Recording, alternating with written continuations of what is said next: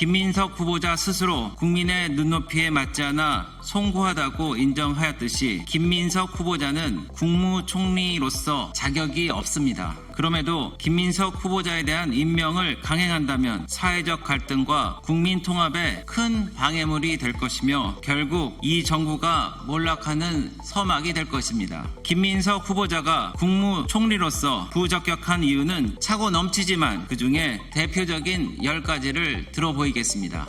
네, 저희는 국무총리 인청특위 국민의힘 위원인 김희정, 곽규택, 주진우, 배준영 위원입니다.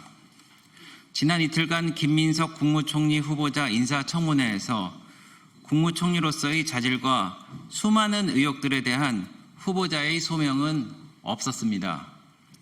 김민석 후보자가 국무총리로서 부적격하다는 것이 확인되었을 뿐입니다.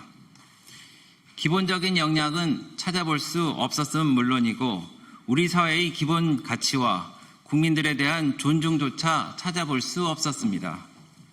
그럼에도 대통령은 임명을 강행하려 하고 있습니다. 대통령께 말씀드립니다. 김민석 후보자 스스로 국민의 눈높이에 맞지 않아 송구하다고 인정하였듯이 김민석 후보자는 국무총리로서 자격이 없습니다.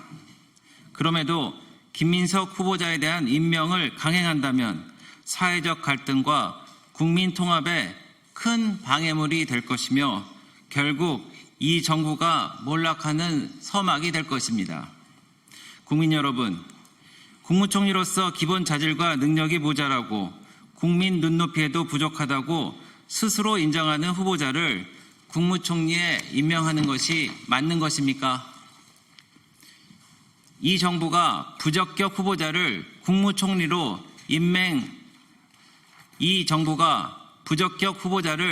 국무총리로 임명 강행하는 것은 앞으로 모든 인사청문 대상 장관들에 대해 부적격 사유와 국민의 눈높이쯤은 무시하고 임명하겠다는 오만함과 불통을 보여주는 것입니다. 국무총리라는 자리는 결코 가볍지 않습니다. 국민들의 삶, 나라의 명운을 책임지는 국정의 2인자입니다. 이러한 자리에서 국민의 눈높이에도 맞지 않는 사람을 임명하려는 현실에 대해 우리 국민들께서는 어떻게 말씀하시겠습니까?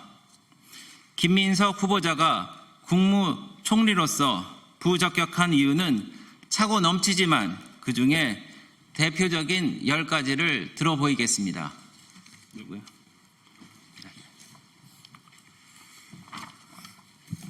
첫째, 경제가 IMF보다 더 심각하다면서도 우리나라의 채무 비율이 얼마인지도 모릅니다.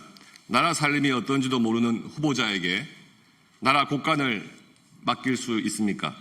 둘째, 적극 재정으로 민생 경제를 살리겠다면서도 올해 우리나라 예산 규모도 제대로 말하지 못합니다. 민생을 언급할 자격조차 없습니다. 셋째, AI 반도체의 강력한 투자 혁신을 강조하면서도 반도체 수출 비중도 모릅니다. 우리나라 핵심 미래 산업에 대한 지식과 인식이 부족한 후보자가 어떻게 미래 산업과 혁신을 책임질 수 있습니까? 넷째, 청년들의 고통과 어려움을 이해하지도 못하는 후보자입니다.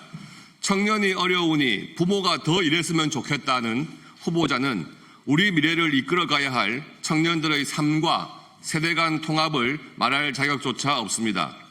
다섯째, 탈북자를 반도자, 도북자라 인식하는 후보자는 어느 나라 국민인지도 모르겠습니다. 목숨을 걸고 북한을 탈출한 우리 국민의 삶과 인권을 무시하고 이해하지도 못하는 후보자가 어떻게 국민 통합을 운운할 수 있으며 대북 관계를 합리적으로 해결할 수 있겠습니까?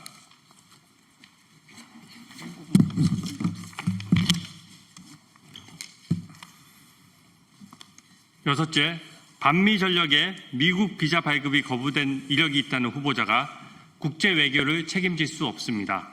긴박하게 돌아가는 국제 정세에 대처하고 우리 국익을 대변해야 하는 국무총리 후보자로서 자질이 없습니다. 일곱째, 동문서답과 상황에 따른 입장 바꾸기로 국민들로부터 신뢰를 받을 수가 없습니다. 후보자가 자신의 논문 표절 의혹에 논문 작성 훈련을 제대로 받지 못했다고 동문서답하고 과거 산업은행 이전 강력 반대 입장에 대해 지금은 이전을 반대한 적이 없다. 또 국민적 논의가 필요하다라고 합니다. 모든 공직자들에게 이 정부 대안은 동문서답이고 말 바꾸기라고 할 것입니까? 여덟째, 과거 잘못에 대해 모르쇠로 일관하며 올바른 사과도 없습니다.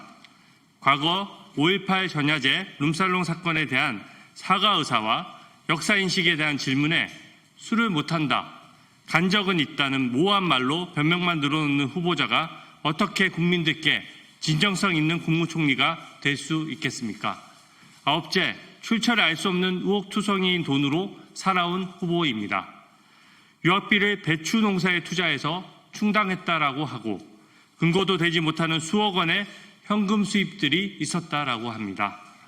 이런 후보자가 어떻게 국무총리로서 국민들과 모든 공직자들에게 청렴함을 말할 수 있습니까? 10번째, 공정과 기회평등에 대한 기본 인식조차 없습니다. 아파찬스 의혹들은 국민들을 실망시키고 할 말을 잃게 합니다. 후보자는 소명조차 없고 그저 편지 한 장 달랑 공개했습니다. 그리고는 의혹에 대한 증거를 감추기에만 급급합니다. 이런 후보자에게 우리 아이들의 학교 교육과 미래를 맡길 수 있겠습니까?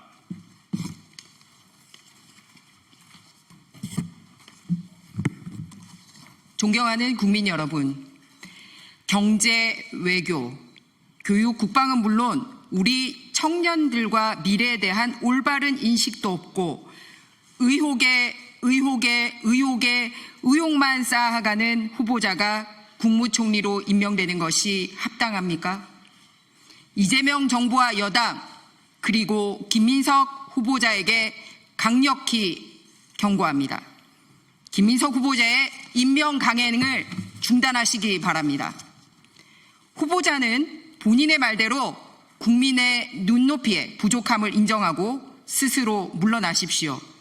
이것이 이재명 정부가 추구하는 국민이 주인인 나라로 가는 최소한의 길임을 명심하시길 바랍니다. 김민석 국무총리 후보자 인사청문을 위한 국회특별위원회 국회의힘 위원들이 국민들의 마음을 담아서 기자회견했습니다. 감사합니다.